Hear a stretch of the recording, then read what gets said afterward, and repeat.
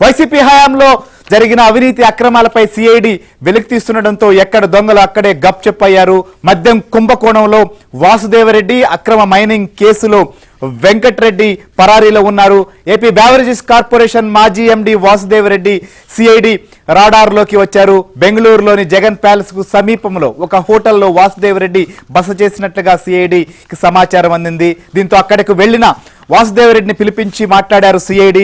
వాసుదేవరెడ్డి మాట్లాడి కీలక సమాచారం కూడా అధికారులు రాబట్టినట్లుగా మనకు తెలుస్తోంది. సో ప్రస్తుతం వాసుదేవరెడ్డిని బెంగళూరులో సిఐడి అధికారులు విచారిస్తున్నట్లుగా తమకు కావాల్సినటువంటి సమాచారం కోసం మనకున్నటువంటి సమాచారం. వాసుదేవరెడ్డి సంబంధించినటువంటి విషయంలో అధికారులు ఆయన్ని పిలిపించి విచారించినటువంటి అంశంలో ఆ సిఐడి అధికారులు వాసుదేవరెడ్డిని అదుపులోకి తీసుకుంటే జనరల్ గా కూడా ఆయన్ని అరెస్టు చేయాల్సినటువంటి పరిస్థితి వస్తే 24 గంటల్లో కోర్టులో హాజరు పెట్టాల్సి వచ్చేటువంటి పరిస్థితి కూడా ఉంటుంది. సో కాబట్టి తమకు తెలియకుండా ఎక్కడికి వెళ్ళవద్దని ఆదేశాలు కూడా జారీ చేశారు.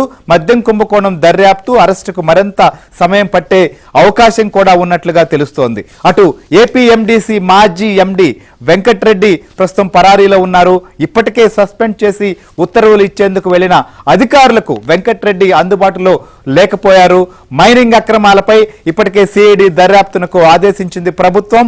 ఇసుక కుంభకోణంలో కూడా వెంకట్రెడ్డి కీలక పాత్ర పోషించారు. వెంకట్రెడ్డి దొరికితే తమ బండారం బయటపడుతుందని వైసీపీ పెద్దలు ఆందోళన చెందుతున్నారు. వెంకటరెడ్డి ఆచూకీ కోసం సిఐడి బృందాలు ప్రస్తుతం గాలిస్తున్నాయి.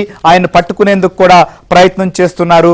దీంతో ఎక్కడ దొంగలు అక్కడ గప్చెప్పైనటువంటి పరిస్థితులు మనకు కనిపిస్తోంది. మనం చూస్తున్నాం అటు వెంకటరెడ్డి కావచ్చు లేకపోతే వాసుదేవరెడ్డి కావచ్చు, వీరి ఆధ్వర్యంలో కోట్ల రూపాయల సంబంధించినటువంటి కుంభకోణాలు కూడా చోటు చేసుకున్నాయి.